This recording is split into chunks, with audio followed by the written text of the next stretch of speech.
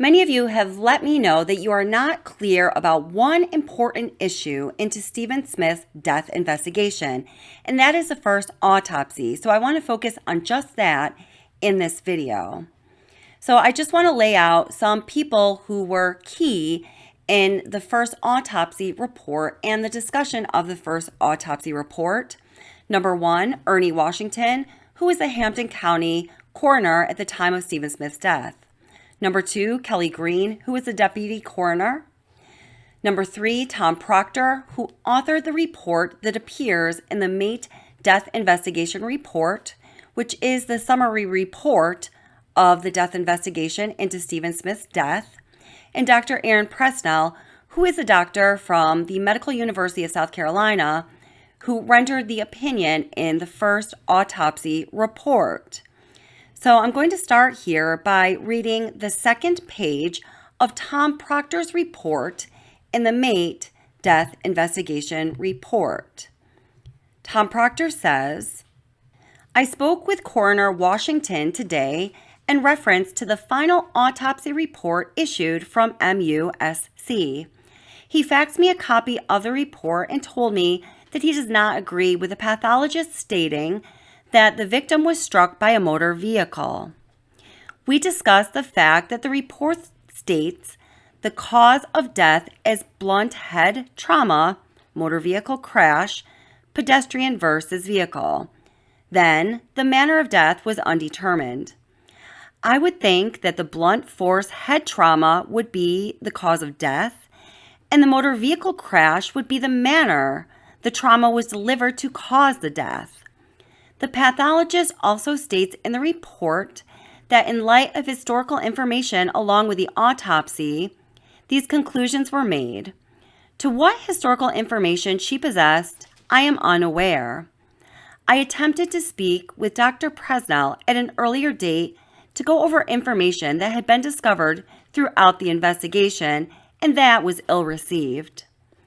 The coroner did tell me that the deputy coroner that had gone down to MUSC the morning of the autopsy and spoke with the pathologist, she, and that is Kelly Green, has since been fired from his office. I spoke with that deputy coroner Green and Agent Burke with SLED, and both of them were present at the time of the autopsy. Both stated they made no reference to the pathologist about the victim being struck by a vehicle, only that he was found in the road. The coroner stated that he had made contact with the pathologist, Dr. Presnell, and she stated she would be willing to change her report to read however he wanted it. Keep that report in the back of your mind because we are going to go back to it at the end of this video, and please watch it all the way through because we will be learning something about Erin Presnell that is very important as it relates to the Stephen Smith autopsy. I do just want to point out in this portion of Tom Proctor's report, he mentions that Kelly Green, who believed that Stephen Smith's death was not caused by a motor vehicle accident, and remember she was the deputy Hampton County coroner, had been fired sometime during the process of Stephen Smith's death investigation being conducted after the rape kit the evidence was collected, and she was a person who was supposed to be taking that to the lab to be analyzed. I want to know more about why Kelly Green, deputy Hampton County coroner, was fired. I personally spoke with a friend of mine, Dr. Dre, who is a former assistant coroner, and another friend of mine who is a doctor who does a lot of forensic work in his capacity as being a doctor. He is not a medical examiner, but he does a lot of forensic work, and both of them said this, basically the exact same thing. If somebody were hit by any kind of a vehicle with a force that resulted in the kind of wound that was found on Stephen Smith's head, then one of two things would have happened depending on how the car hit the person and where it hit the person and how fast they were going and if they were turning or not. Basically, the person would roll onto the hood and then possibly right over the car or end up on top of the car, to the side of the car, but there would be injuries on that person indicating that they rolled onto the hood and, whatever else happened after that. Or the person would be hit, they would fall to the ground in front of the car, they would go under the car, and depending on what the car did, if it turned, if it went straight, if it stopped, they might be just to the side of the car with clear signs that they were hit and went under the car for a moment, or the car would just run over them.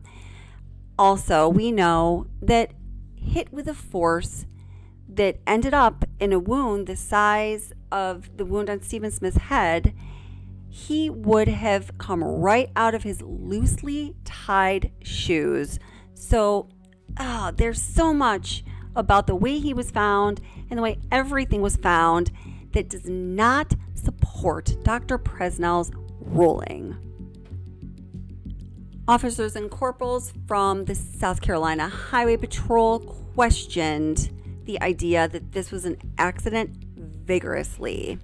SLED accepted the ruling and moved on, with not so much as a mention or likely a thought to Stephen Smith over 8 years, until alexmurdaugh went on trial for the double homicide of his wife and son, and the attention SLED was receiving was too shameful and too humiliating for them to handle, so they decided to reopen the investigation.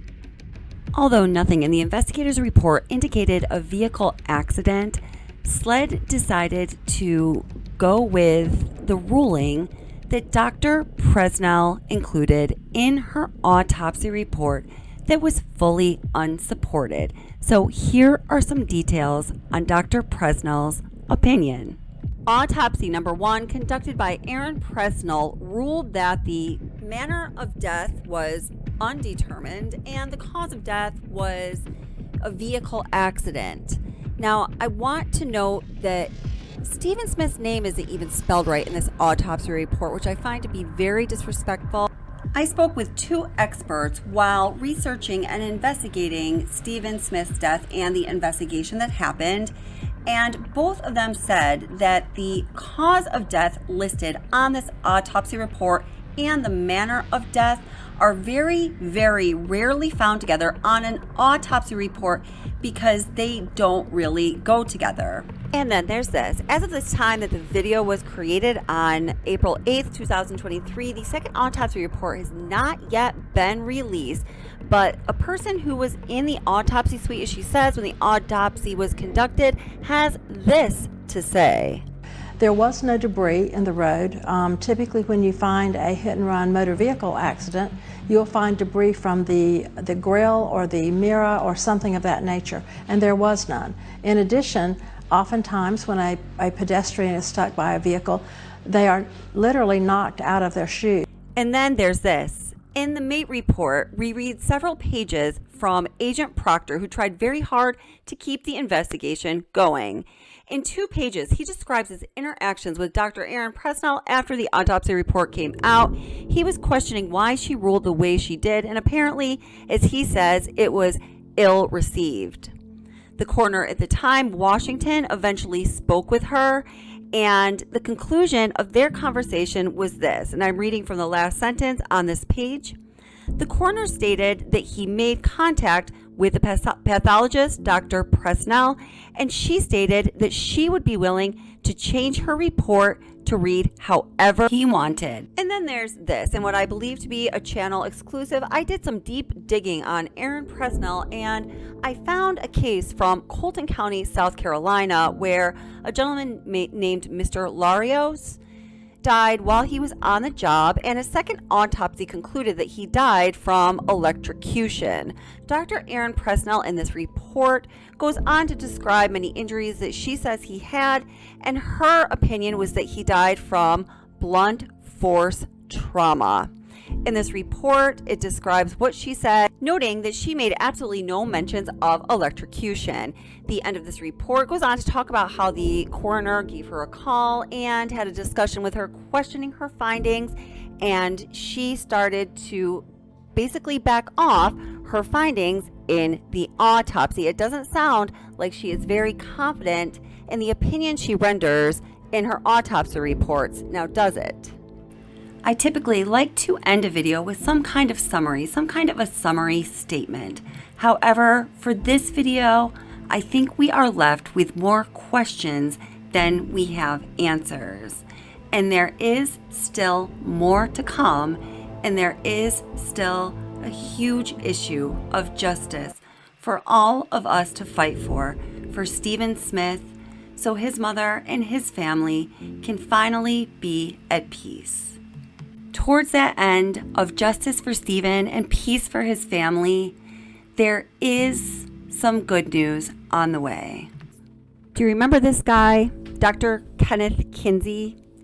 Dr. Kenneth Kinsey, who testified in the Alexmurdaugh trial and, in my opinion, brought forth the most compelling and riveting testimony and facts that likely, in my opinion, helped to put Alexmurdaugh behind bars, although I think he was his biggest help in getting him behind bars, but that's a whole nother video. Although it is a SLED investigation that has reopened the death investigation of Stephen Smith, Dr. Kenneth Kinsey is independently running what he refers to as a parallel investigation, reconstructing the scene of the crime and doing all of the other investigative magic that he does. And thank God for Kenneth Kinsey and his independent investigation, because if this were still all in the hands of SLED, my Lord above, who knows what would happen. Thank you so much for watching. Please take a moment to hit like and subscribe if you like the content, and look for everything that's coming up on this channel, continuing to look into issues of corruption in the Stephen Smith investigation, and also the investigation into the deaths of Maggie and Paul Murdaugh and the life of Miss Maggie Murdaugh. Everyone be safe, and I look forward to seeing you next time.